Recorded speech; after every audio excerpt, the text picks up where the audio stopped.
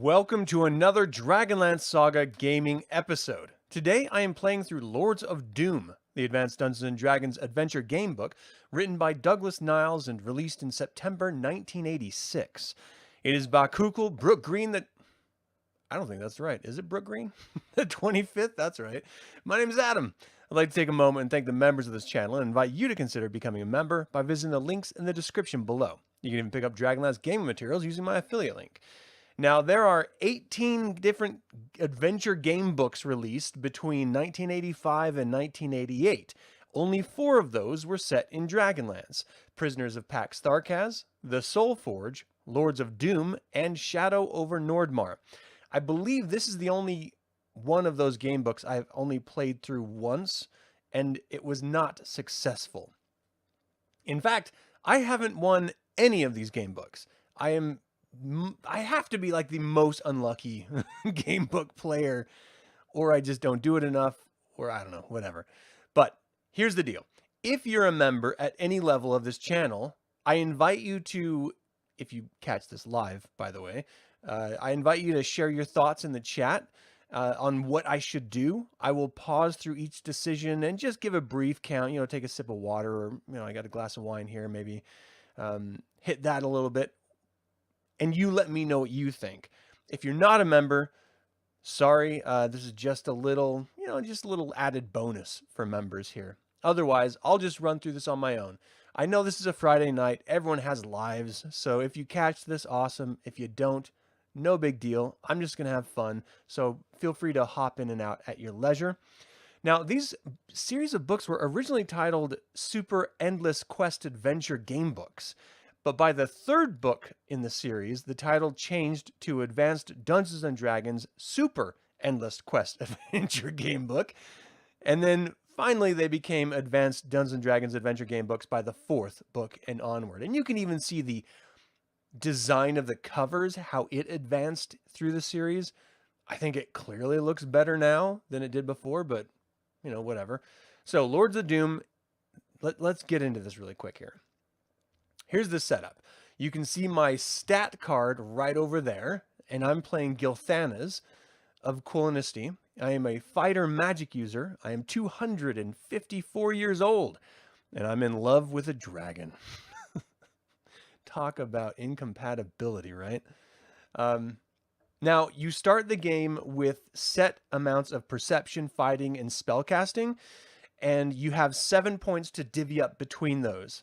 Now, I don't recall, because it has been since, I think it was summer last year that I last played this game book. So I don't remember how good or bad I was, and I didn't look it up. So I just assumed that this would be a good spread. I didn't add them up together, though, so let me do that really quick. So that's 16, which you can't see, which is nice. That's 16, and that's 3. Okay. And then hit experience points, I only start with 3. Experience points can be traded out for spells, or they can be traded out for extra numbers in your roll dice roll. So for example, you can see the dice up in the top left here. It's just a Google dice auto roller thing. If I wanted to spend 1 experience point to try to boost that roll, I have to declare it before I roll it and then add to whatever the result and add that to whatever skill is necessary. But that's all going to be talked about in the actual book. So we'll get into that in just a second. Hit points, you roll for hit points. If you get a 1, 2, 3, or 4, you can roll again, which I got a 3 and I rolled again. I ended up getting a 4 the second time. You have to accept the roll the second time around. That's just how it works. So I got a 4, so I have a total of 26 hit points. I died last time in the actual ritual room where they were creating the Draconians, which is really frustrating. And just before that, I think I actually killed a good dragon, which I shouldn't have done. And then that dragon might have been able to help me with that final battle. So who knows what's going to happen, but let's get into it. Let's find out. Hopefully it's entertaining, at least a little bit. I got to be careful because this is a really old book. All right, again, I'm Gilthanas. If you don't know Gilthanas, then you're not very familiar with most of Dragonlance, because he plays a pivotal role, not just in the Chronicles, but in like the series after the 5th Age and stuff. He's a part of all of it. And what I'm going to do is show you the artwork and stuff. I mean, this was Larry Elmore who did the cover painting, and this is just a beautiful painting. I don't know if it's going to be able to focus on that because it's set for this plane. But the interior art I'm going to show you as well is by Diane Magnuson, which I think is just a lot of fun. It's just like traditional line art, which is great. I love it. I love this stuff. All right, let's get into the story. Start on page 1. And of course you can see that's Silvara right here. You know, an interesting note, they refer to her as an elf maid. In Dragons of Winter Night, she's referenced as a Kaganesty elf.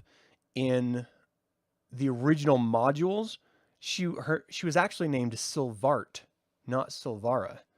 Just a little trivia there. Okay.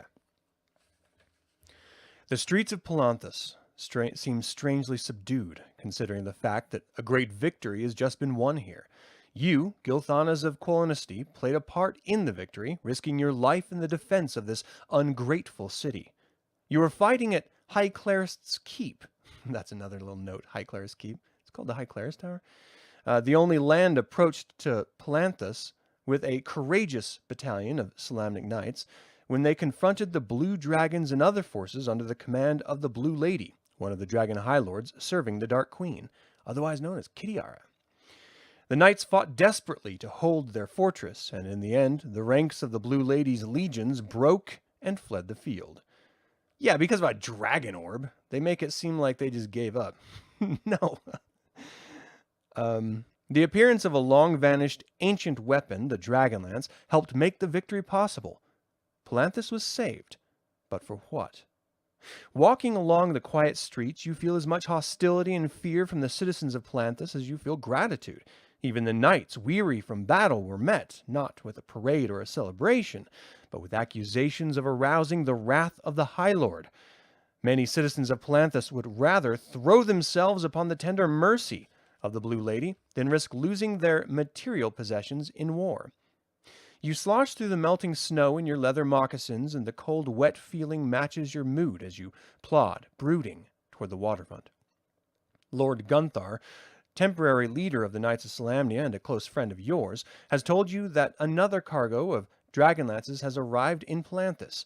You've been ordered to supervise their unloading. Palanthas never seems like a cheerful town, but on this gloomy spring day, with a low-hanging mass of gray clouds that swallows even the summit of the ominous black needle known as the Tower of High Sorcery, sadness seems to pour from every doorway. "Yo there, elf!" A voice from above calls for your attention, and you realize with a start that you have reached the waterfront. The speaker stands aboard a tall, newly arrived merchant ship. "Do you hail from Ergoth?" you call to the speaker. You know from the man's drooping mustache and the crest of the rose upon his tunic that he must be a Salamnic knight. "Aye. Did Gunthar send you?" "Yes. I'd like to begin unloading immediately," you say, moving right to business because you want to get the precious Dragonlance into the knight's armory as quickly as possible. "If you'll first help the passengers debark, we'll get to it," the knight calls in answer. A narrow gangplank leads steeply upward the ship's gunwale, and this is where you stand to aid the passenger.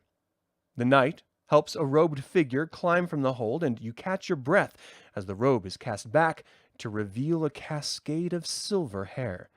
Your shock is confirmed as a snow-white Kushi, a husky-like elven dog, bounds from the hold and leaps nimbly down the gangplank. Silvara. Her beautiful blue eyes lock into yours as she reaches the gangplank. She is biting her lower lip slightly, and you can see the apprehension in her eyes as she forces a hesitant smile. Your own eyes, you fear, are betraying the pain that comes back as piercing as ever. Your aching love for this woman, coupled with the knowledge of her true nature, twists within you. Reflexively, you grasp her hand as she descends the gangplank. She moves lightly with a cat-like grace. You cannot picture this slender maid in her actual form, that of Dargent, a silver dragon made centuries older than you. welcome, you stammer. You have vowed never to see her again, and the aching in your chest reminds you of the reason. Certainly the loveliest things that are those that you want desperately, but you can never truly have. Hello, Gilthanas. Her voice is as soft as you remember. I'm sorry for the shock. I was afraid that if I told you I was coming, you would refuse to see me. To yourself, you reluctantly acknowledge the truth of her words. Dargo, Silvara's Kushi, bounds through the slush on the docks, then up and down along the beach, obviously overjoyed about the return to land. Finally, he sprints back to his mistress and sniffs your outstretched hand. His tail wags in recognition. I think he's glad to see you too, Silvara says, almost in a whisper. She pauses, then speaks again, her voice tense. Gilthanas, I must speak with you. I need your help. It's urgent. Her eyes convey her intensity. Hey! The sailor calls from the deck. I thought you wanted to get these things unloaded. Yes, certainly, you answer, but your eyes remain glued to Silvara's face. Come and see me as soon as you can. Please, the elf-maid's voice is pleading, bordering on despair. I will wait for you at the White Dolphin Inn.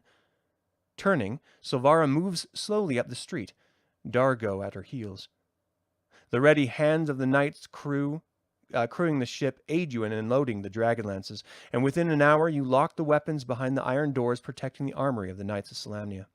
Your work done, you must answer the question that you have delayed considering. Should you go to Silvara and open the doors to your heartache? The brief encounter of the docks was almost more than you could take. The woman you love, the only woman you have ever loved, standing there, beautiful, attractive, and tangible, but for some cruel, unfathomable reason, a dragon, a beast with which you can have no fruitful relationship. If you wish to hear what Silvara has to say, turn to 201. If you want to avoid her to save yourself and her the heartache of each other's company, turn to 41. All right, if there's any members of the YouTube channel, what do you think? Should I go find Silvara and get heartbroken again? Or should I... Here's the deal. Like, you can still... Like, the plumbing has to work, right? Like, if a dragon is in human or elven, mortal's form, like, they can still, do what they got to do, right? Consummate their love, as it were. Like, that should be good enough. Why do you need kids if you're in love? Like, adopt, right? How awesome would that be as an adopted kid to have Silvara and Gilthanas as your adopted parents? You'd be set. You'd be doing that kid a huge favor. Don't be selfish, man. All right, hold on. I'm going to take a sip of my drink. Got me some Cabernet Sauvignon, which is delicious.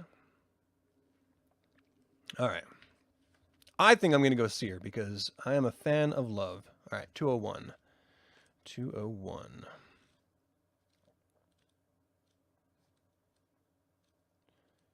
And besides, Gilthanas doesn't know what he wants. We're telling him what he wants. The White Dolphin Inn stands at the fringes of the waterfront, yet you reach it in a few minutes. You wonder briefly if you're really eager to help Silvara, or if you just want to see her again. The main room of the inn is quiet, with a few patrons about at this early hour. The innkeeper, a stooped and graying old man, looks up as you enter. I'm looking for an elven woman called Silvara, you begin. She said that she would stay here. She has a room at the end of the hall, the innkeeper replied, gesturing to a stairway that leads to the second floor. The door swings open when you knock, and you see Silvara on the other side of the room, standing on a balcony overlooking an inner courtyard. Once again, you are stunned by her beauty, but you angrily shake off your feelings as she turns to face you. Thank you for coming, she greets you.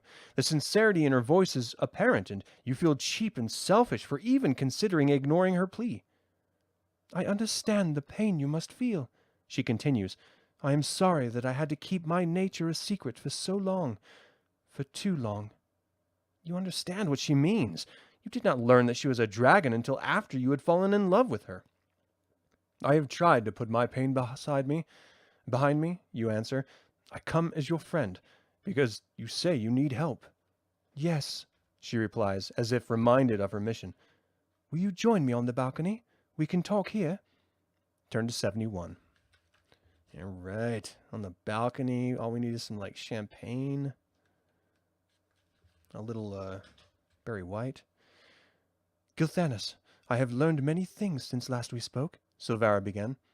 I understand the full nature of the oath taken by the good dragons. The oath! You cannot keep the scorn from your voice. You know that all of the good dragons of Krynn, the copper, gold, brass, bronze, and silver dragons, had chosen to remain uninvolved in the war for control of the world. What force is it that prevents the good dragons from aiding those who need them so desperately?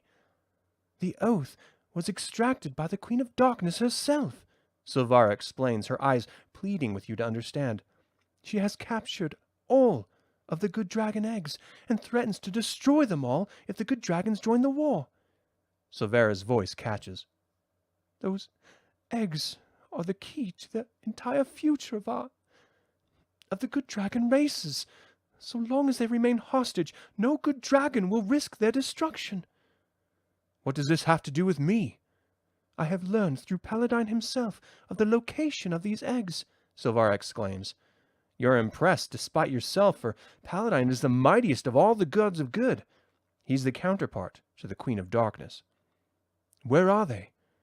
They are kept in the city of Sanction, deep below one of the 3 volcanoes known as the Lords of Doom. Gilthanas, I do not believe the eggs are safe. You traveled to Sanction once, many years earlier, and the memories of that awful place remain with you. 3 towering volcanoes, collectively known as the Lords of Doom, surround the city and spew forth a steady rain of lava and ash. The city is smoky, hot, and dirty, just the kind of place the Queen of Darkness would choose as a lair. How do you know the eggs are not safe? And even if you're right, what can we do?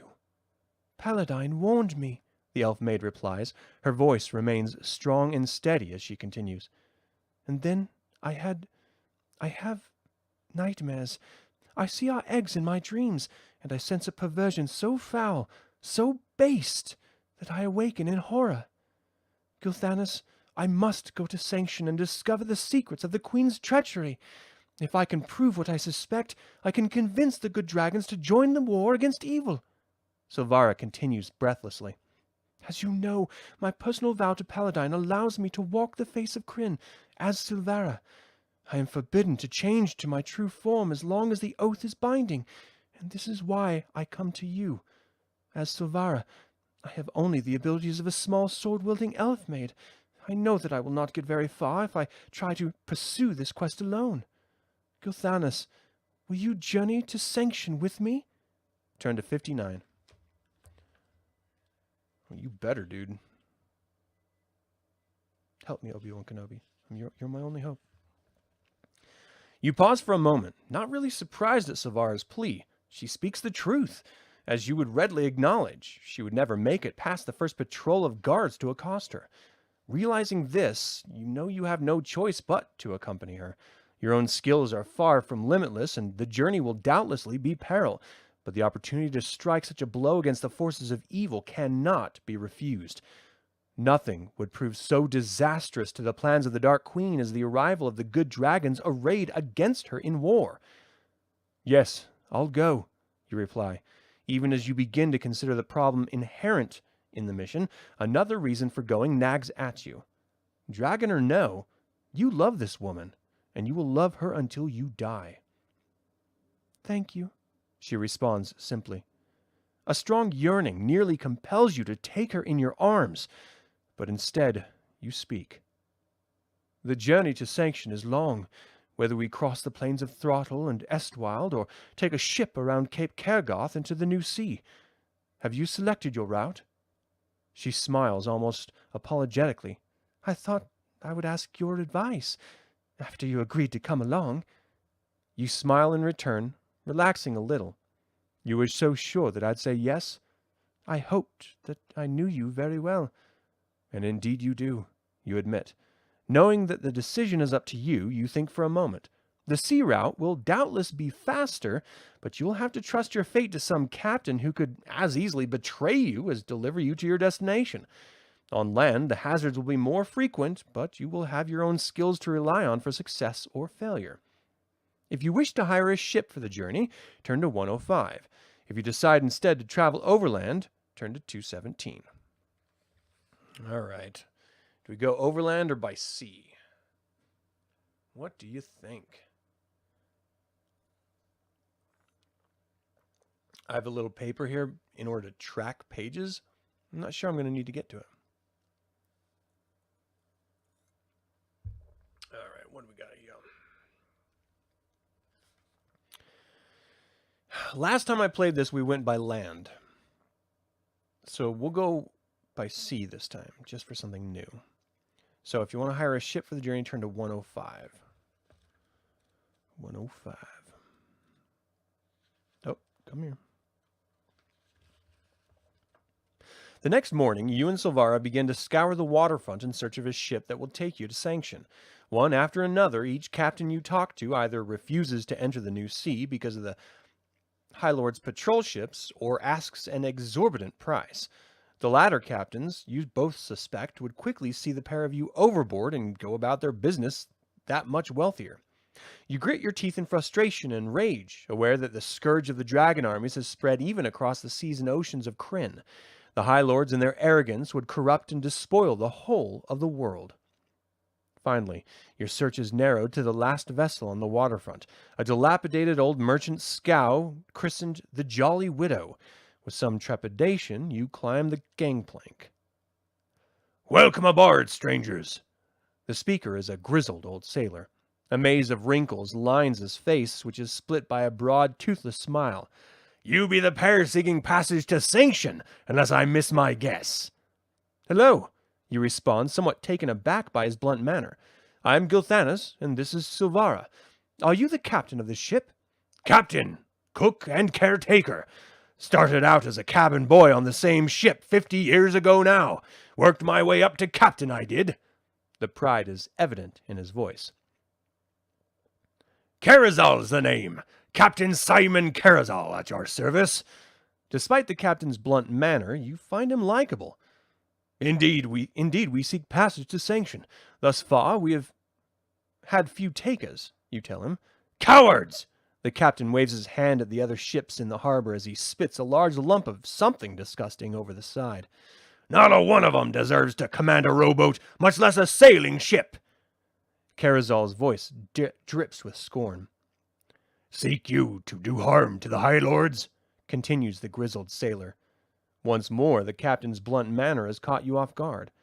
"You see," interjects Silvara, "we don't want to—" "Of course you do! Of course you do!" the captain says, cackling as if he's made some hilarious joke. "And I'm the man to help you do it! Ha ha!" The Jolly Widower,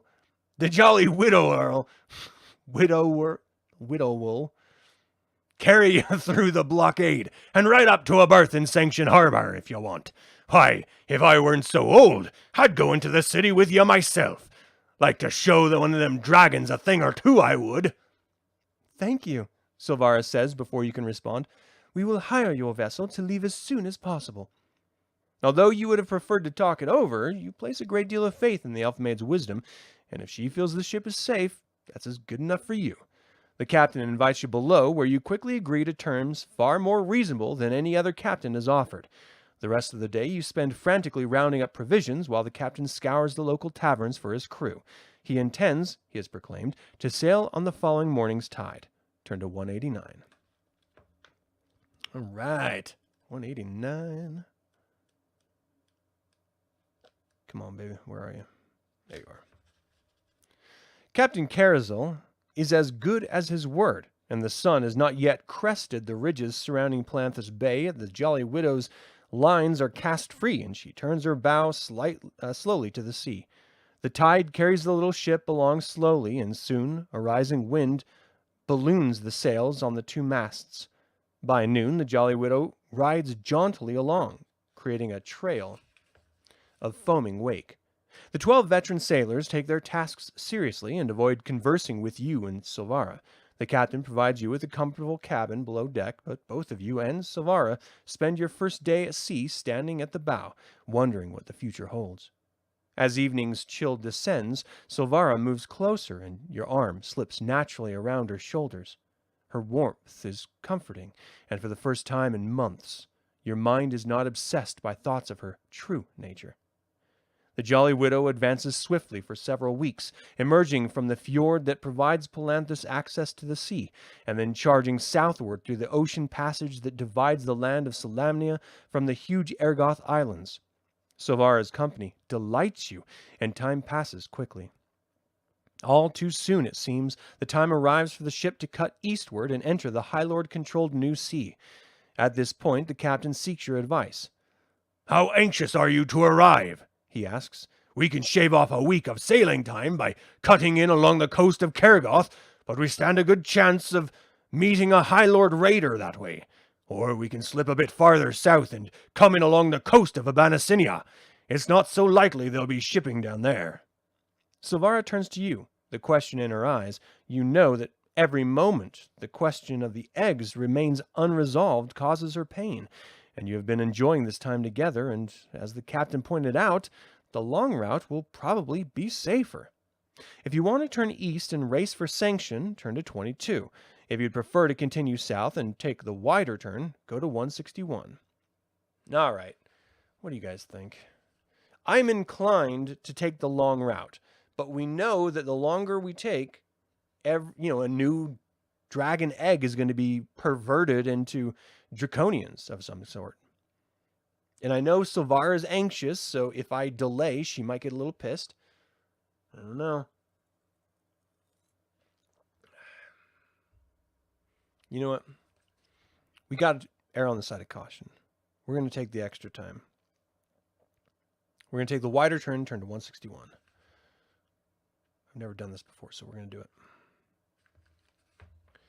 Let's play it safe, you decide. Make the wide circuit to the south, and we'll come in along a Abanasinian coast. "Aye," agrees the captain, but you detect a trace of disappointment in his voice. For more than a week, you sail south out of sight of land before beginning a gradual shift to the east. After 2 more days, the flat, green coast of Abanasinia comes into view off the starboard bow. The Jolly Widow courses easily along, rolling with a gentle swell as the captain joins you in the bow. "Say, elf," he begins. He never has learned your name. "I'm curious about that haze out there." You notice for the first time a grayish area on the horizon. It looks as if it might be a small storm, but the appearance is vaguely unnatural. The captain continues. "You've got the best eyes aboard, I'll wager. How about climbing to the crow's nest and seeing what you can make out?" You willingly ascend the mast and perch carefully in the small basket.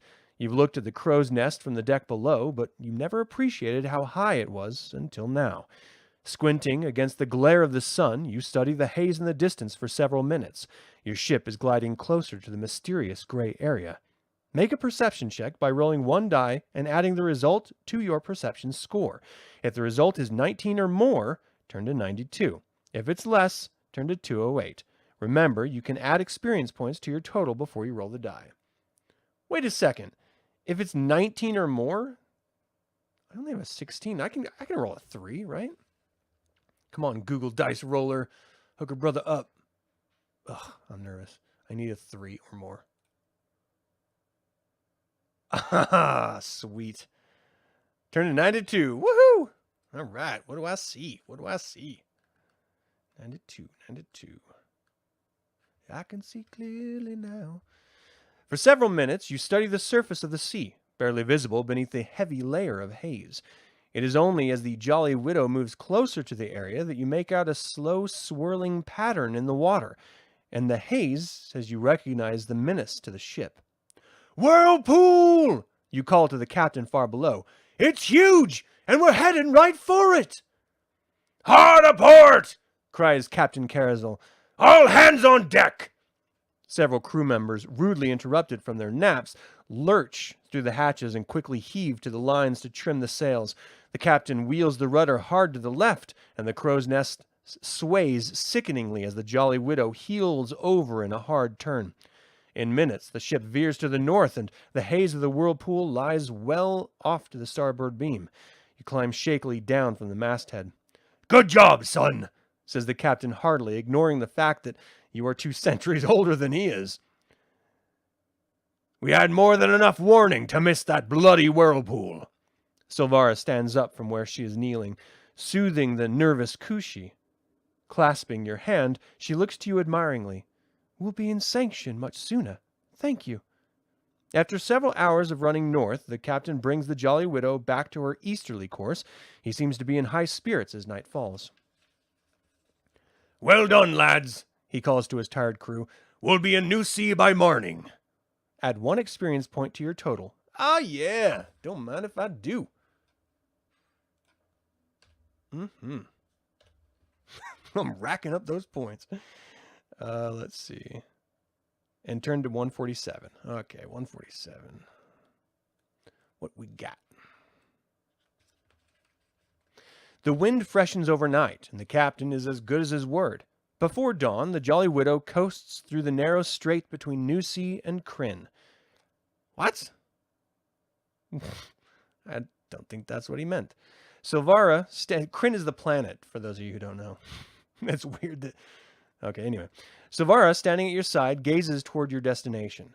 I feel that something terrible is happening to the good dragon eggs, she says, her voice a hoarse whisper. She turns to you, speaking quietly but with a sense of urgency. We must bring the terror to a stop.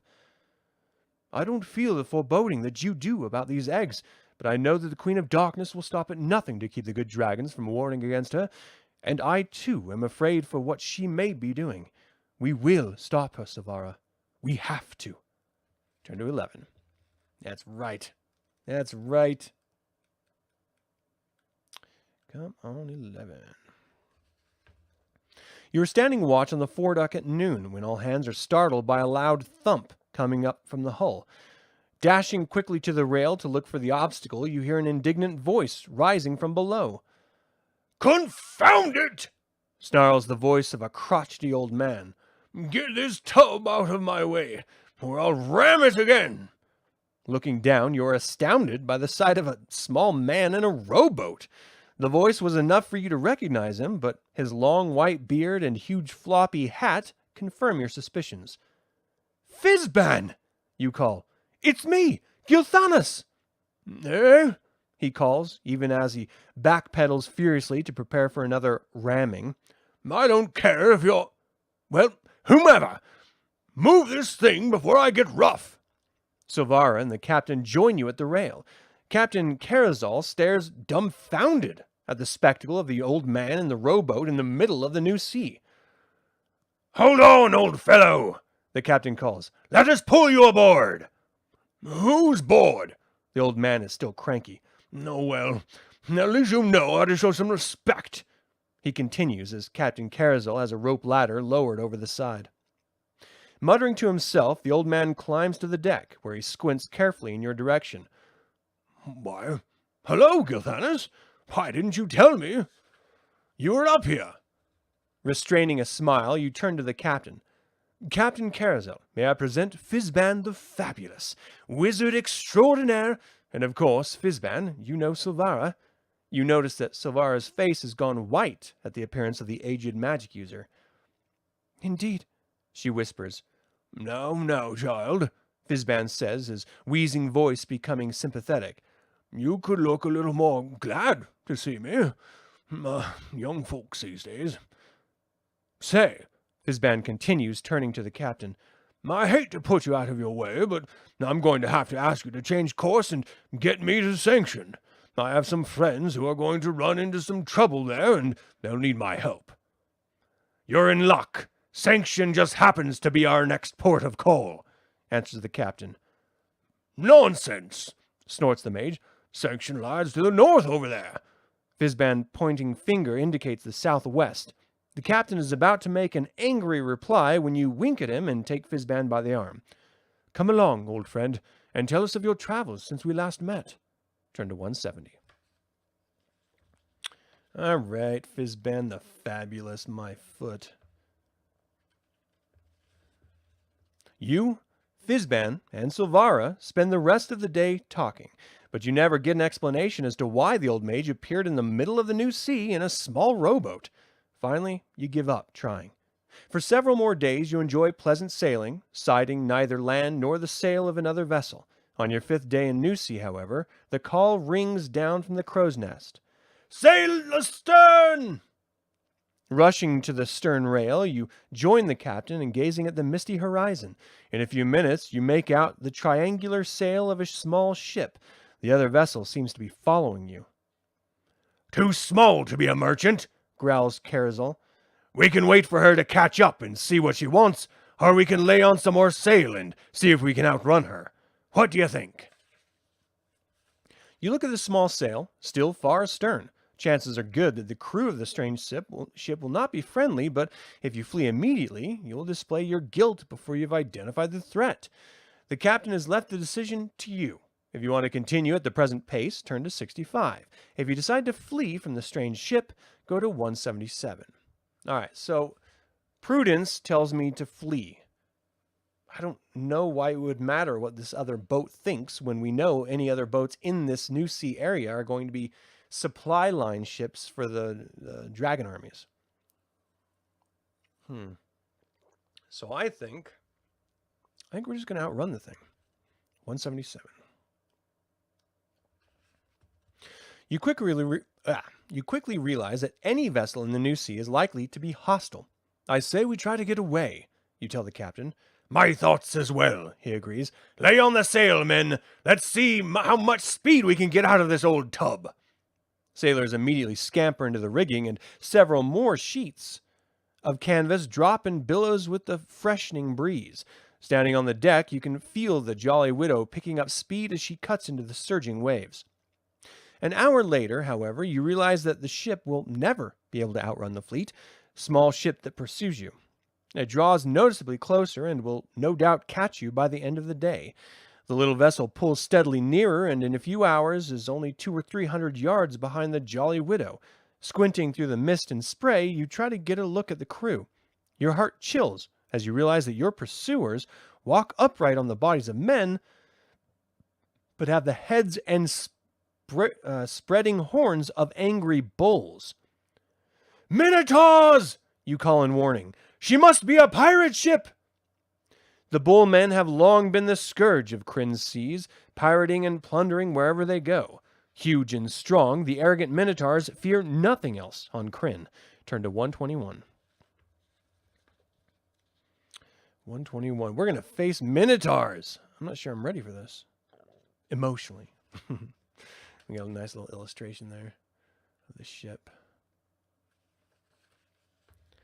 An hour later, the Corsairs are close enough to bellow insults at you, and the distance between the two ships closes rapidly. You see 2 boarding planks raised above the sides of the pirate vessel. The boards are equipped with heavy spikes and are designed to drop onto the deck of a ship such as yours and anchor there as bridges for the pirates' boarding parties. Captain Carazal attempts to maneuver away at the last minute, but the little pirate ship is much faster and more maneuverable. She quickly pulls alongside, and a pair of boarding planks drop onto the rail of the Jolly Widow. Immediately, snarling Minotaurs start to charge across. You stand at one of the planks, your magic elven sword, Quicksilver, shining in your hand. Given the formidable nature of your foe, you wonder if this might not be the time to cast a magic spell. You could certainly cause more damage that way. If you decide to use magic, go to 16. If you would prefer to hold off the onslaught with your sword alone, turn to 47. I mean, this is a perfect time for a fireball spell, right? Gosh, I wish I could choose the spell I would choose. All right, so magic spells are a little bit different. So right here it says spellcasting. It has 1 plus the number of points I gave to it, which is 2. So I have a total of 3 in spellcasting. This does not have anything to do with rolling dice. This means that I can cast up to 3 spells. Now, here's the downside of this. In order to get more spell points, I would have to spend 3 experience points for 1 spellcasting point. So these are really, really valuable. But I have 3, and these are Minotaurs, and I don't know if I can fight them off without using a magic spell. I don't know. I don't know what to do. Let me ponder this for a second.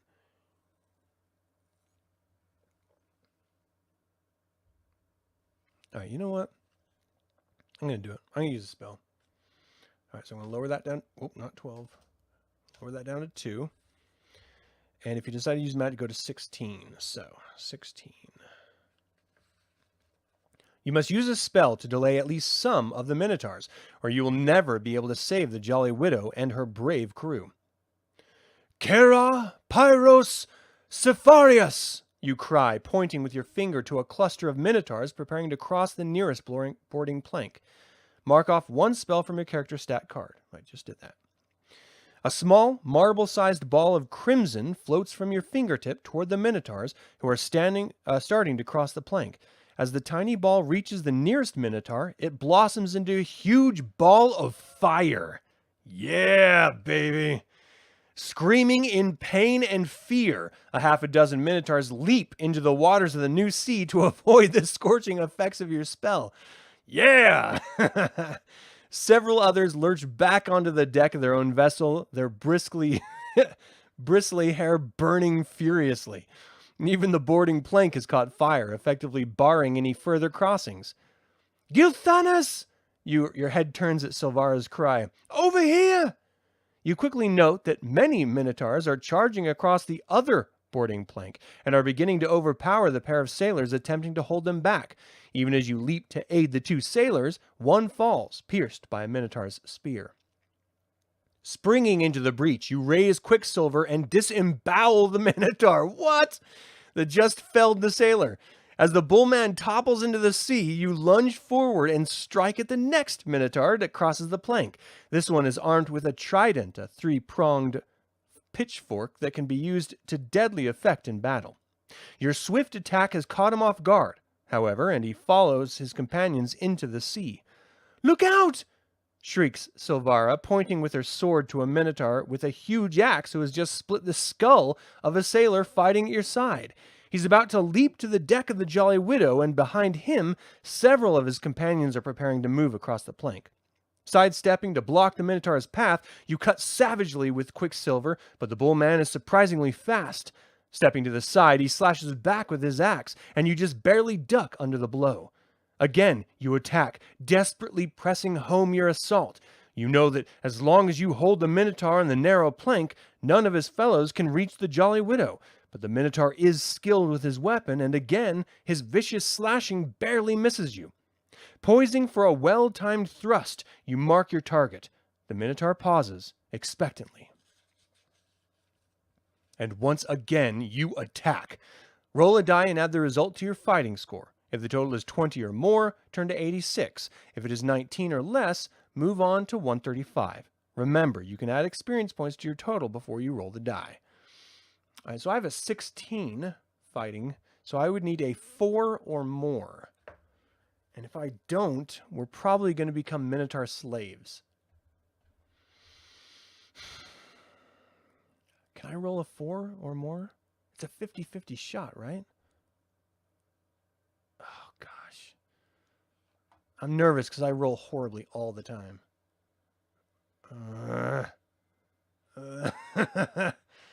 I don't want to use an experience point, but you know what? I'm going to do it. I'm going to use an experience point. So now I only have to roll a 3 or more. Son of a bitch! Why? What? Come on, Google Dice Roller, son of a... All right. Move on to 135. I did you... Oh, man, I wasted that experience point. That sucks. 135. Doggone it. Quicksilver's strike is fast, but the Minotaur's reactions are even faster. The heavy battle axe slices murderously, clanging against your magical sword and sending it spinning from your hands. Reeling from the blow, you stagger backward and fall. In moments, several Minotaurs leap through the breach and swarm over the deck of the Jolly Widow. The snarling Dargo is knocked aside with a vicious blow from a spear, and you see Silvara courageously defending herself against the horde of the bull men. desperately climbing to your knees. You wipe the blood from your eyes and look for Quicksilver. The Minotaurs don't even seem to notice that you're up and groping about, and you spot a silvery blade glinting in the sunlight. Seizing it, you climb to your feet. "Here, you monster!" you cry, stabbing out of the Minotaurs from behind. With a bellow, the beast turns, and several of his companions close in on you as well. You see that Silvara is wounded, and that you are surrounded by a ring of glittering steel spears and axes. A large Minotaur that seems to be the captain sneers at you. "Surrender, fool, or we shall be forced to kill you." You have heard terrifying tales about the captives of pirates, but you can see that you have little or no chance to continue the fight. "Quickly, elf!" the Minotaur urges, prodding you with a bloody trident. If you surrender, turn to 151. If you decide to continue fighting, go to 99. There's no way we can win this. Here's what pisses me off about this decision. There's a god with us. Fizban the Fabulous is right here. Where's his Bigby's floating hand, or another fireball, or a lightning bolt, or I don't know, anything? Damn wizard. We have to surrender. Maybe they'll think kindly of us. Maybe we can parlay. We got to surrender or we're going to die. So 151. Doggone Minotaurs. Giving Silvara a look of helpless apology, you turn to the Minotaur captain and extend your sword. "We surrender," you say through clenched teeth. "A very wise move," growls the huge bull-headed creature. "Bind them!" At his command, a dozen hairy paws grasp you and Silvara. Quickly, leather thongs hold your arms behind your backs. "Up here!" calls one of your captors. "What? Here now, unhand me!" Fizban's indignation would be comical under other circumstances, as the Minotaurs rouse him from his nap. "At least let me put my hat on." His wounded dignity is apparently soothed as he adjusts his floppy hat, and Fizban is quickly pushed toward you and Silvara. "Well, at least I'm in good company," he declares cheerfully. "What do you suppose this is all about?" "If you hadn't slept through the whole..." One of the Minotaurs bashes you in the face with the haft of his spear, finishing your speech. As you are hustled across a boarding ramp, you note that even Dargo has been bound and dragged aboard the pirate ship. The Jolly Widow is quickly picked clean of valuables, and the Minotaurs waste no time in setting her afire. The eyes cloud with tears as the thoughts of the brave captain and his crew, all of whom have given their lives that your quest might be advanced, and now it looks as though it will end in the hold of a Minotaur pirate ship. Turn to 214. All right, we can come out of this. We're heroes of the Lance. We can do this. Where's 214? Doggone it. Jeez. All the way at the back. That's scary. For several days, Silvara, Fizban, Dargo, and you grow hungry and thirsty in the hold of the Minotaur vessel. You begin to give up hope when you hear the unmistakable creaking of another ship drawing near. In moments, the hatch opens and several brawny Minotaurs leap into the hold. "Up now!" one of them growls. "And no funny stuff!" Prodding you up the narrow ladder, they force you onto the deck where you stand blinking at the bright sun. As your eyes become accustomed to the light, you see the huge warship towering alongside the Minotaur Corsair. Staring down at you from the deck of the warship is a hideous mask of a dragon high lord. Shit. A ladder drops to the pitching deck of the Minotaur vessel, and several Draconians, the lizard-like dragon men who serve the High Lords, scramble down. Rough, scaly hands propel you and the other captives up the ladder, and you soon stand before the High Lord and his grotesque mask. "You look like a fascinating assortment of prisoners," he declares, his mouth curling into an evil sneer. "It will be interesting to see how much you fetch at the slave markets of Sanction." The Minotaur captain grins up at you from the deck of his ship. He holds a lumpy bag, no doubt his reward for turning you over to the High Lord. Then, once again, you are dragged to a hatchway in the deck of an enemy ship and shoved urgently into the murky darkness of an empty hold. Turn to 4. All right. This could not be worse. I mean, I could be dead. That would be worse. And it could be raining. That would be worse. You have no idea how much time passes while you suffer in the hold of the High Lord warship. Eventually, a group of Draconians opens the hatch. Oop, got a little picture. I have no idea what they're looking at. I don't know what that's supposed to be. Climbing down to you. They carry manacles and chains. In moments, you, Fizban, Silvara, and even Dargo are chained together. The Draconians haul you to the deck where you get your first sight of your objective, the Lords of Doom. The three volcanoes tower over every other peak in sight. Each belches a steady, thick column of smoke and ash that seems to disperse quickly in an oppressive, low-hanging cloud. Oh, so that's what we're looking at. In the valley below the three volcanoes lies the filthy city of Sanction. The cloud cover looms so oppressively that you have no idea whether it's early morning, midday, or dusk. Only a faint breeze stirs the air, and the warship moves into the port very slowly. After what seems like hours, you finally pull into a berth along the dilapidated Sanction docks. A dozen Draconian guards surround you, including several that are bigger than any dragonmen you have yet encountered. You, Silvara, Fizban, and Dargo are shoved unceremoniously down a gangplank, your guards cursing and ordering you to hurry. In a few minutes, your forlorn procession passes around a corner on a dingy street, and the waterfront is out of sight behind you. Chains rattling, your feet shuffling along, you reflect wryly that this is probably the worst way in the world to arrive in Sanction. Turn to 133. But we're here. That's good, right? 133. Ooh, we got a High Lord.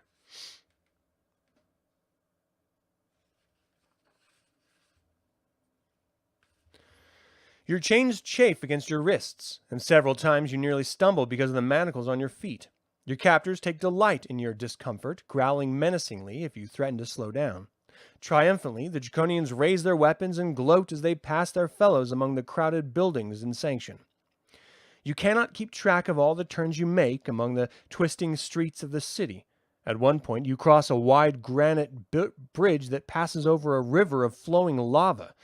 The stone is blisteringly hot, even through your boots, but the Draconians seem not to notice.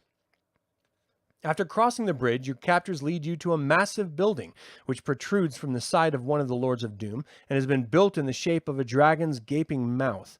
Silvara shudders as you pass beneath the sharp fangs descending from the roof of the entryway. Prisoners to see Ericus, grunts one of your escorts. Wait, growls another, standing guard just inside the entrance. The guard, you notice, is one of the largest Draconians you have ever seen, towering to a height of at least 8 feet, and endowed with a pair of massive wings folded over its back. This guard, and several others you can see, are garbed in distinctive red uniforms. All of these crimson Draconians carry themselves with haughtiness and arrogance. Enter, growls the guard upon his return. A pair of massive bronze doors opens before you, and your party is prodded into a huge throne room. At the far end sits a solid-looking man. His features are concealed behind a grotesque mask of the type worn of all Dragon High Lords. Turn to 198. Could this be Lord Ericus himself? Come forward, commands the figure on the throne in a voice that booms with authority. Once again, Draconians prod you forward, but you notice that your original escort has been replaced by several of the red-robed Draconians, all of which tower above the normal height of that race. What are these? The High Lord asks, disdainfully indicating you with the back of his hand. Prisoners, my lord, growls one of the Draconians. As you can see, they are elves. We brought them to you as per your orders. You notice with surprise that the red-robed Draconian is not only larger, but a good deal more articulate than other members of his kind. So, ponders the High Lord, turning his attention to you. What are your names? Release the woman and the old man, you request, and I will tell you what you wish to know. Treacherous spies, thunders the masked general. Do you take the High Lord Ericus for a fool? Tactfully, you refrain from answering the High Lord's question. His tirade continues. Take them to the torture chambers of Durgast. They are to receive the most deliberate of attention. Report to me when they have been broken. With that, the High Lord turns his attention to other matters, and the Draconians push you roughly from the audience chamber. Once, under the smoke-heavy sky of sanction again, they shove you back over the bridge and down a wide avenue. Ahead looms a black fortress, built into the side of another of the volcanoes. You have no trouble deducing that this is Durgast, your destination. You look around frantically. There must be some hope of escape. You search that your guards you see that your guards number only 3, and that none of the other troops in the street seem to pay you any attention. Still, with your hands and feet chained, your chances of succeeding in a fight against these hulking Draconians seems minimal. But ahead waits torture and imprisonment. You wonder if you wouldn't be better to attempt to escape now, perhaps using your chains as a weapon to attack the Draconians. Even if you do not succeed, your fates will probably be no worse than they already decreed for you. If you decide to attempt to escape, turn to 113. If you decide to instead see what the Fortress of Durgast holds in store for you, move on to 209. All right, what are we going to do? What are we going to do? This is not an easy choice. I can fight. If I'm just going to be tortured anyway, I will absolutely fight on my way there. Yeah. All right, that's what we're doing. We're fighting. Screw these Draconians. I'm going to whip some Draconian Tookus. 113. Okay. 113. We can do it. We can do it. I believe. You decide that you must make the attempt. With a whisper, you get Silvara's attention. You then speak to her in Elven. I'm going to swing these manacles at the Draconians. You must try to escape. She gives you a nod, and you know that she has heard and understood. Moving slowly so as not to attract attention, she gains a hold on the chains in front of her, and you know that she will join you in the fight. You whirl to the side in a rapid motion. The heavy chains in your hand become a deadly missile, hurling for the head of the Draconian nearest you. The startled monster reaches quickly for its sword. Roll a die and add the result to your fighting skill score. If the total is 22 or more, turn to 64. If it's less, turn to 89. 22? I have to roll a 6. Oh my gosh. That sucks.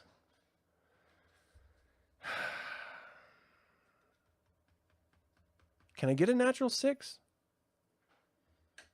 I don't want to waste my experience yet, because if I get in that prisoner's hold, I might be rescued by the shadow people like I was rescued the first time. I don't think they'll kill me because they're under orders from Lord Ericus. So worst case scenario, I'm suspecting I'm just going to be taken to the prisoner's cell. But if I roll a natural 6, I could free myself. You know what? I'm going to do it. Come on, natural 6. Come on, baby.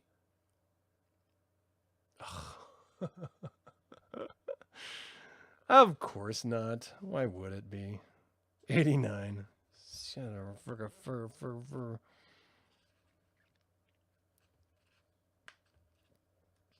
All right. Lifting the heavy chain before you, you aim a heavy blow at the nearby Draconian guard. The improvised weapon strikes clumsily, however, glancing off the monster's shoulder.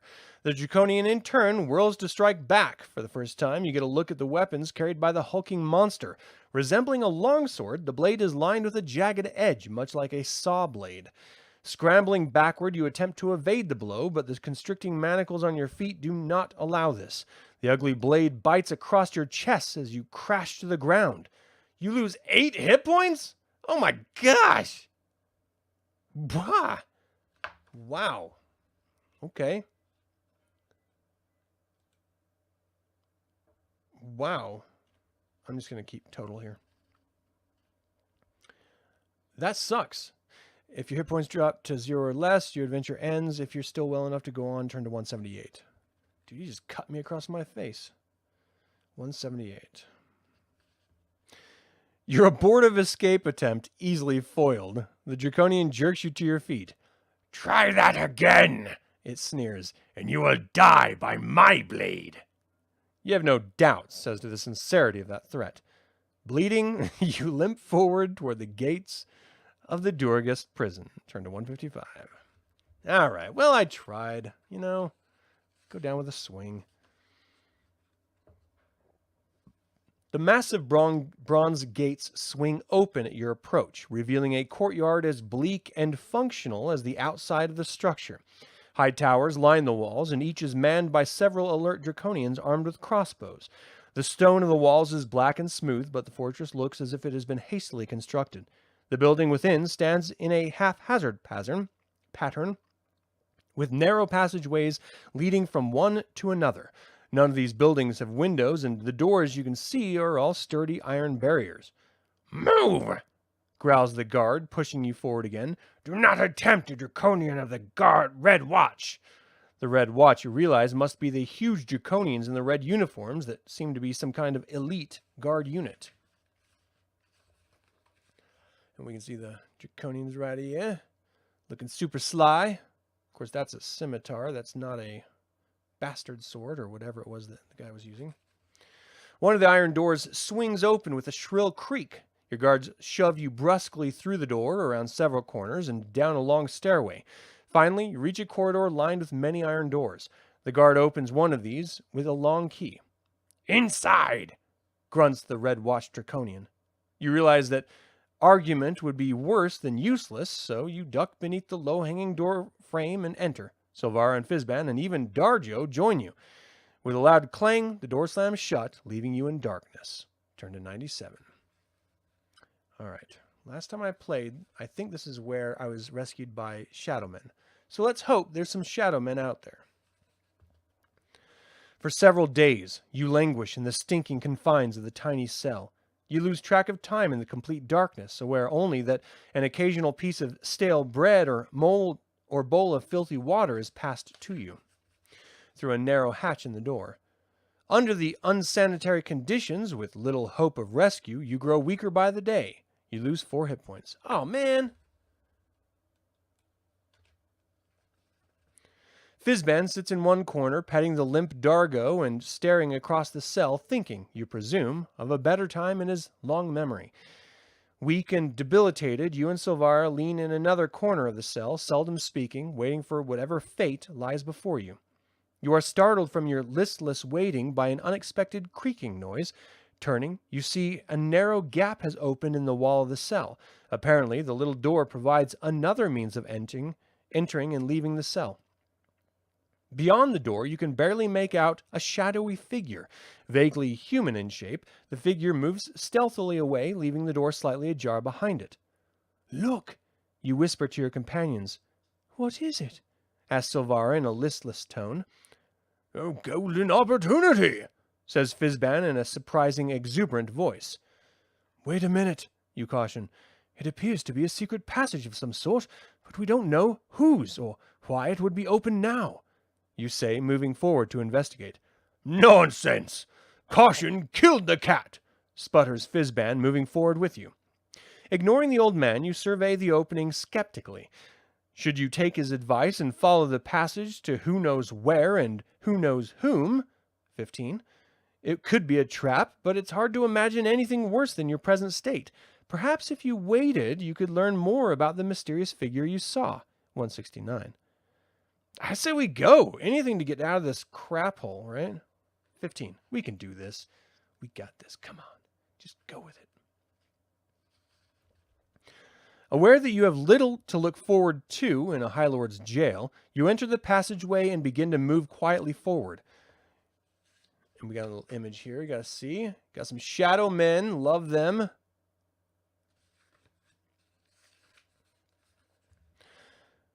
Oh, dang it. You find yourself at one end of the long tunnel, the interior of which is illuminated by faint torchlight. You see no sign of the individual that opened the door. With a low growl, Dargo bounds ahead of you and races down the tunnel. "Come on!" Silvara calls, following after Kushi as quickly as she can in her weakened state. Wishing that you could proceed a little more cautiously, you nonetheless start out after the elf maid at a rapid trot. "Wait for me!" cries Fizban, hobbling along in the rear. Just after you start running forward, you hear a creaking sound behind you and turn to see the secret door swing shut. Turn to 205. All right, what's happening?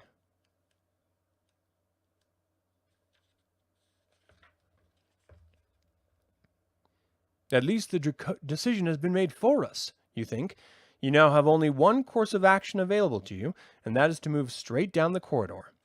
The tunnel winds through many confusing turns and often branches in several different directions.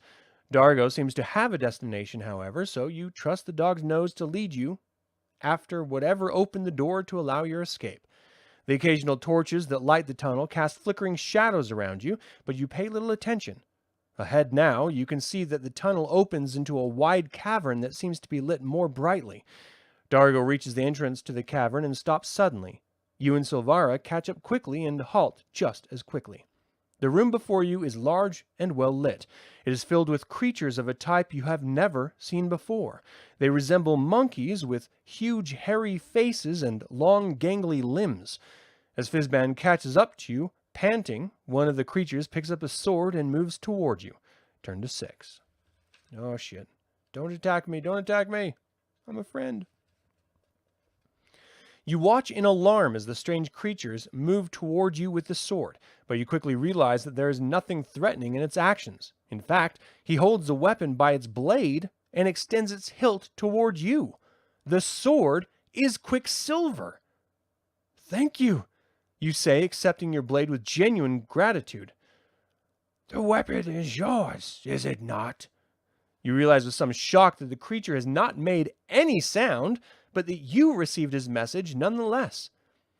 "We have your other possessions over here also. The little dragons have them, but we took them away." Once again, the creature speaks directly to your mind, without making any sound. The little dragons, you quickly realize, must be the Draconians. "Thank you for helping us," says Silvara, advancing to claim her own blade. "Who are you?" she continues. "We are the Shadow People," responds the one who returned your sword. "We wish to see the dragons defeated, and we know that you seek to do this." Obviously, the Shadow People have listened to your thoughts while you were imprisoned. "You seek to know of the dragon eggs," continues the spokesman, stating a fact rather than asking a question. "We will take you to them after you have rested. Come, let us tend you." You see how bedraggled and weak your companions look, and realize that you must be in similar straits. The Shadow People prepare a sumptuous meal which you consume eagerly. Afterward, a group called the Counselors provides you with a nourishing potion to drink. Within a few moments after consuming the potion, you feel yourself growing drowsy. Silvara and Fizban, you notice, have already fallen asleep. Although you fight the sensation, you quickly join them. Sometime later, you awaken, feeling refreshed and energetic. You recover 6 hit points. Oh, sweet. I like the sound of that.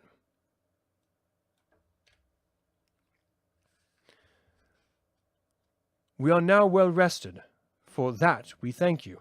Can you now please show us the dragon eggs?" you ask the shadow person who squats at your side as you awaken. "Be patient," the creature communicates with what feels like a gentle laugh. "The time will be soon." Turn to 82. All right. We got this. We're back on track.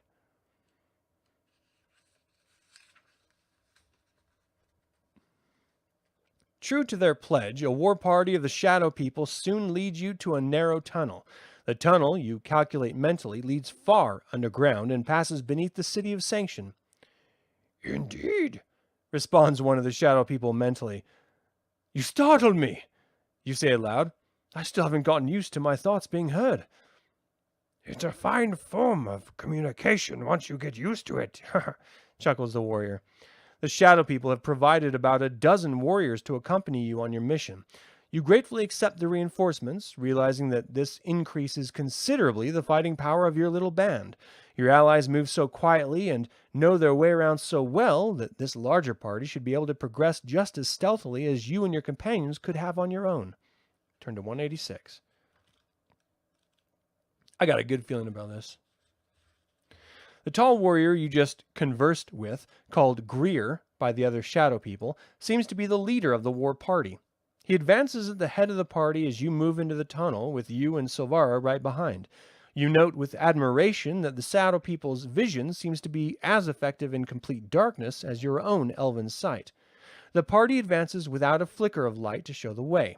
You realize as a hand comes up from behind and takes Silvara's hand away from yours that Fizban cannot see in the darkness. Though slightly disappointed at the loss of this delicate, warm hand that felt so comforting within your own, you are glad that the old mage chose to walk with Silvara's help rather than light up the hallway with a lightning bolt. You march for what seems like a long time. Finally, a message comes from Greer. We are now at the Temple of Luercursis. Luercursis. I can never say that name right. We must proceed with caution. The description entering your mind fits the dragon-shaped temple to the northeast side of Sanction. Greer stops at what appears to be a blank wall, but a second look shows you the faint outlines of a secret door. Already the warrior bends down to work a concealed mechanism. The door swings slowly open. Beyond lies a dank corridor, illuminated by flickering torchlight and running perpendicular to the secret tunnel. Poking his head into the corridor, the shadow warrior looks from side to side. It's empty, he informs the rest of the party. You move forward, your heart beating rapidly as the realization that you walk through the very heart of the dragon army's empire. An aura of evil, so strong that you can practically taste it, pervades the hall. Turn to 452. I can taste evil. We must move carefully, warns Greer. The little dragons are common here. Many shadow people have died because they were discovered in this place. Do you venture here often? You think, resisting the impulse to speak aloud. Only rarely, comes the response, and all who enter must be prepared to die rather than to reveal our secret entrance. You easily see the wisdom of this harsh policy, for if the Draconians discovered a route into their lair of the shadow people, the whole community would undoubtedly face extermination.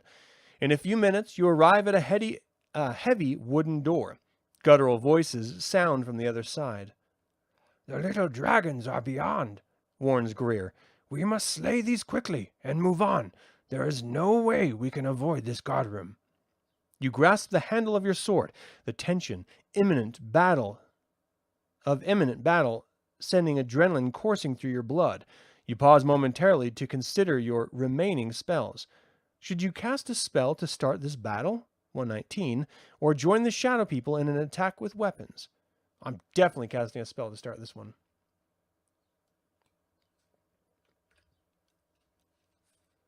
Oh boy. 119. Come on, spell. Be good for me. As soon as you decide to cast a spell, you question Greer. How big is this room? I have a spell that might help us win the fight quickly. Very large, responds the shadow warrior, picturing for you a high-ceiling room that perfectly fits your purposes. Allow me to go first. You suggest in thoughts, and I will attempt to kill many draconians with a fiery spell. Certainly, he agrees. You sense the relief in his cogitation. Obviously, he anticipates a bloody battle with these draconian guards. Be ready, Greer warns as two warriors position themselves to open the door. With a powerful heave, they smash the portal inward. You step through and perform the motions for your fireball spell. A dozen or more red-robed draconians turn in surprise and rush toward you. But your enchantment is complete. A blazing ball of fiery heat erupts in the center of the room, billowing into the corners and scorching your face as at its fringes.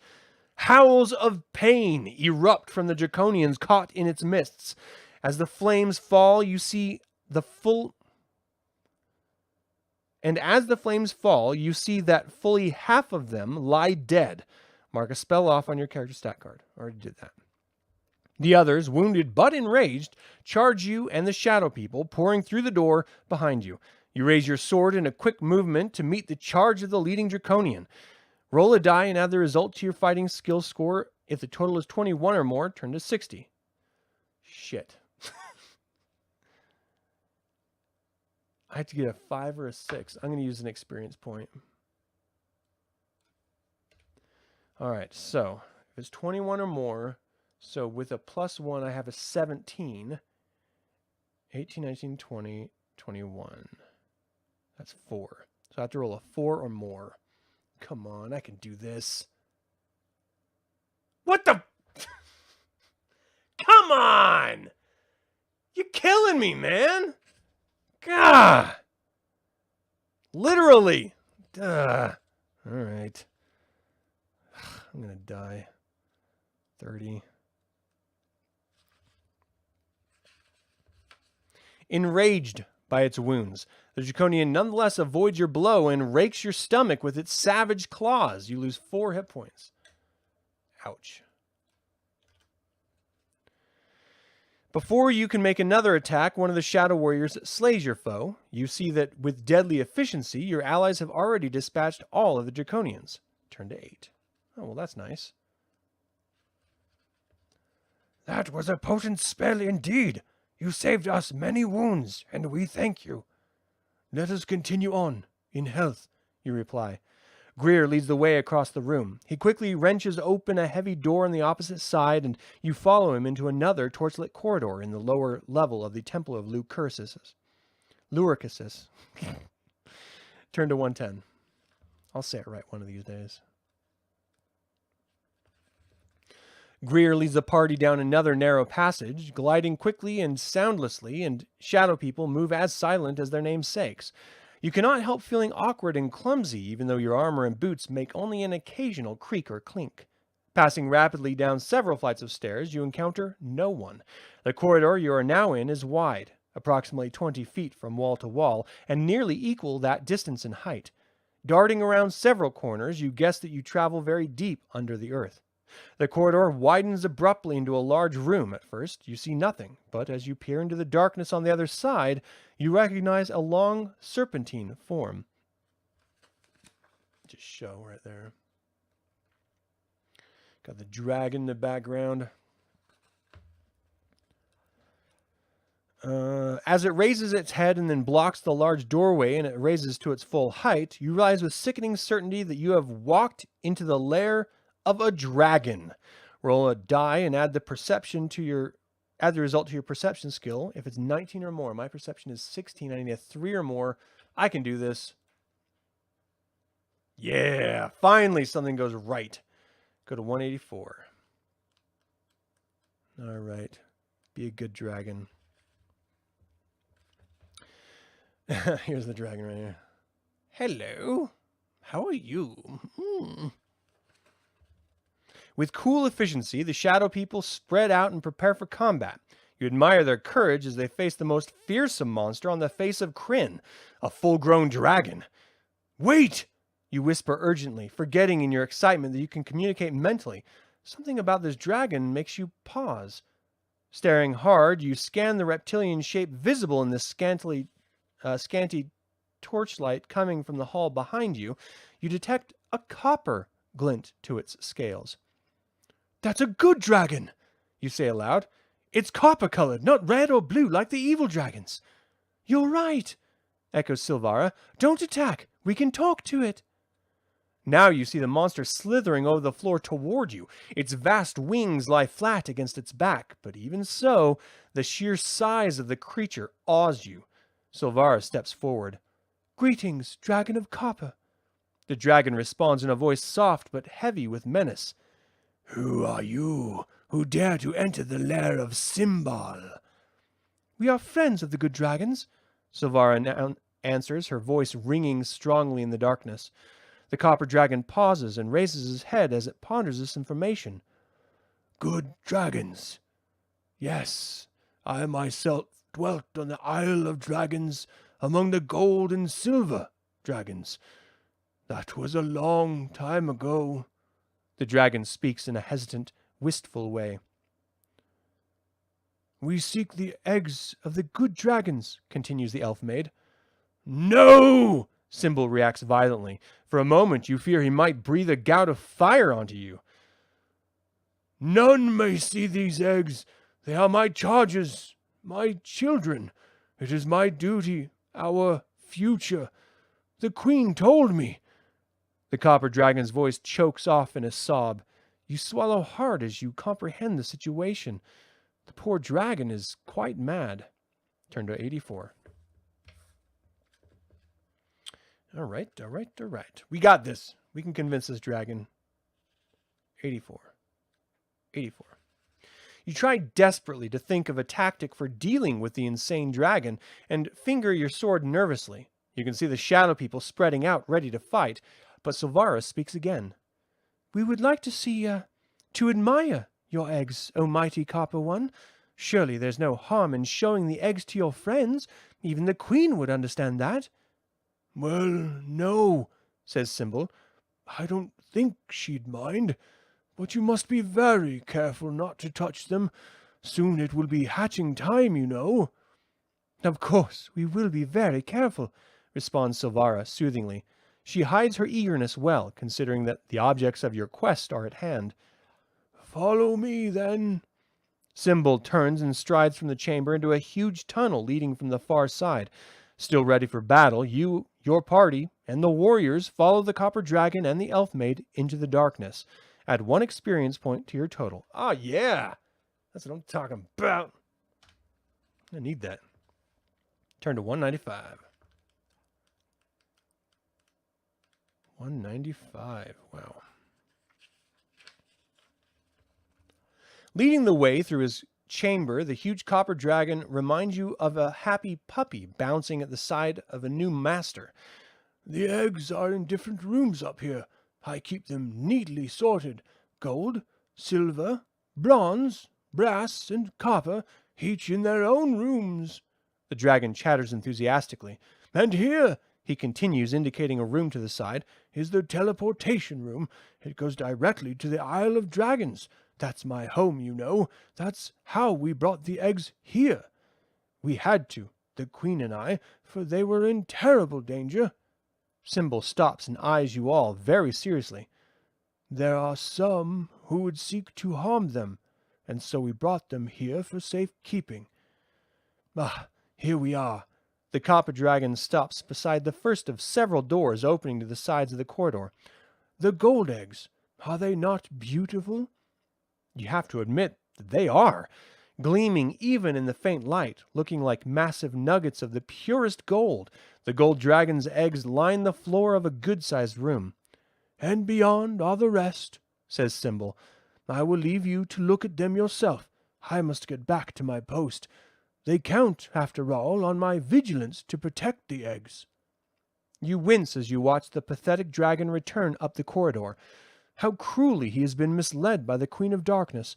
Obviously, he is completely ignorant of the fact that the eggs are being held hostage, buying the inaction of the good dragons. Once more, you turn your attention to the eggs. Turn to 115. I've never been this far before. We're doing it, people. We're doing it! Euthanus! Silvara gasps, grasping your arm tightly as she stares at the eggs. Something horrible has happened. There should be many more eggs than this. Even the old wizard shakes his head at the sight, as if acknowledging that something is definitely wrong. Not knowing how to respond, you look into the other room and find eggs of silver, brass, bronze, and copper. In every case, Silvara is certain that many eggs are missing. And then you notice, coming from the depths of the corridor still ahead of you, a low, throbbing chant. The nature of the chant is magical, you are certain. The content is so evil, so despicably perverted, that the very sound of it sends shivers down your spine. Silvara's face blanches in stark terror. You know with sickening certainty that the source of that chant will explain the mystery of the missing eggs. Turn to 27. I know what's going on here. This is where I died last time. We see the 3 here.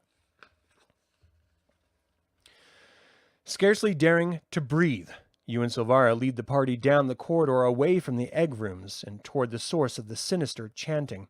Ahead, you see a chamber off to the side. From this chamber, the reddish glow of firelight spills into the corridor. The chanting seems to come from within.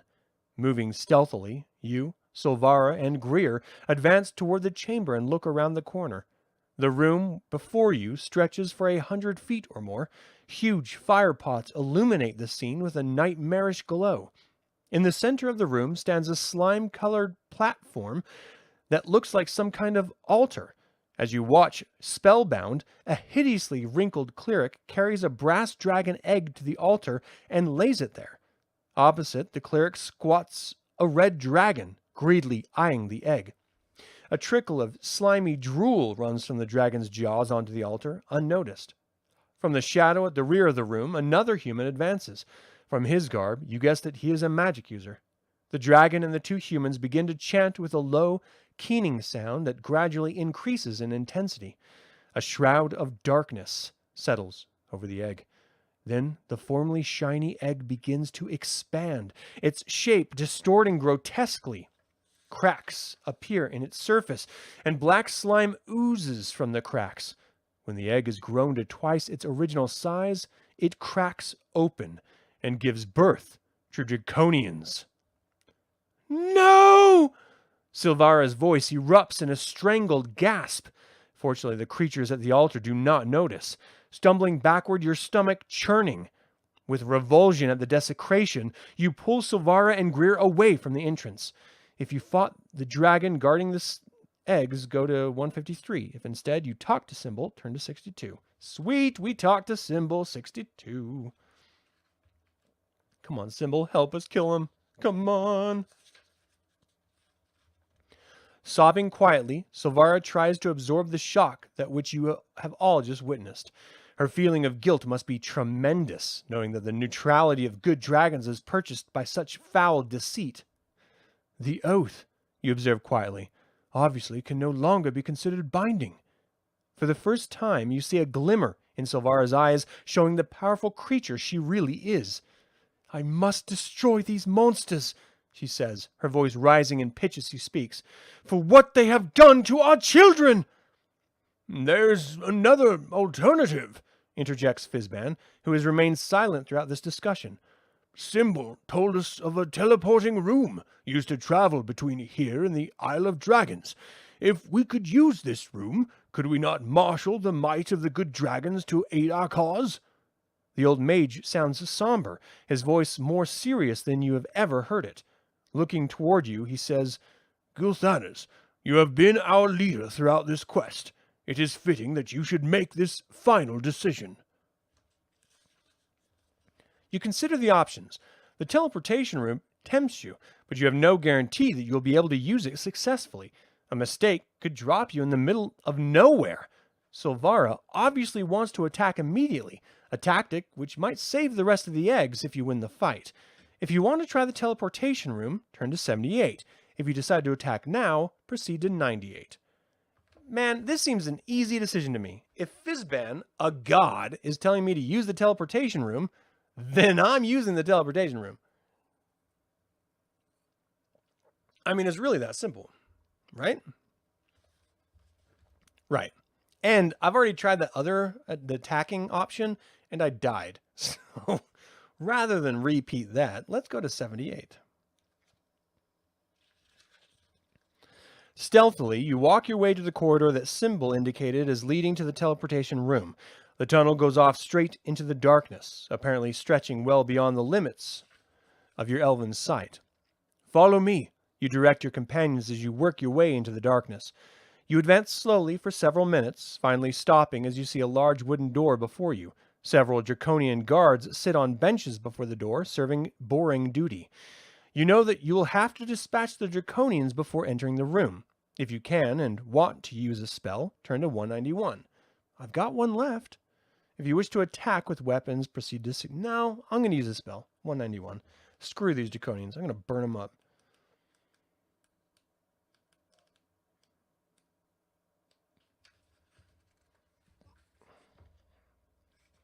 You hope at this critical juncture to use your magic to avoid a fight. Advancing carefully, you begin to chant the incantation for your sleep spell. At the sound of your voice, the Draconians leap to their feet in alarm. Before they can react, however, your spell drops the entire group into a snoring heap. Mark off a spell on your character stat card. All right, that was the last one. I have no more spells. Very nice, Congratulates Greer from behind you. Thank you, you think, beginning to enjoy the ease of mental communication. Advancing swiftly, you reach the door and prepare to open it. Turn to 213. Come on, where are you? The door to the teleportation room springs open at a touch, revealing a small chamber with no furniture. Opposite the door, in the middle of the wall, a golden area of light shimmers, seeming to expand and contract rhythmically. That must be the teleporter, guesses Silvara. The elf maid turns to you. Will you come with me, Gilthanas? Of course, you reply. This isn't over yet.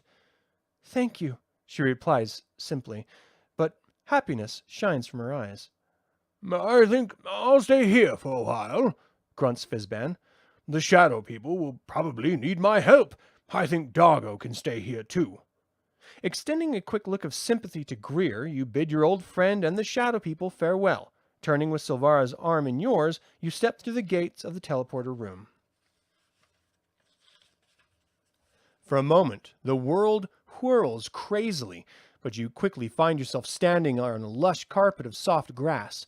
A grove of stately trees surrounds you. Catching a glimmer of shining gold among the leaves, you watch carefully. Slowly, a huge shape emerges from the trees.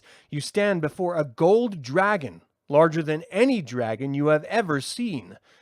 Greetings, says the creature in a deep yet soft voice. Welcome to the Isle of Dragons. What?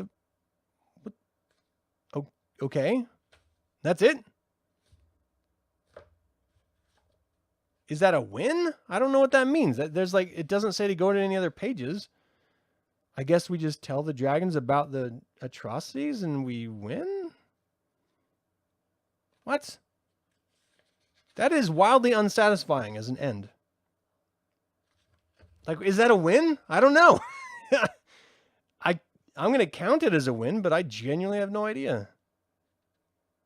What the crap? Okay. Yay!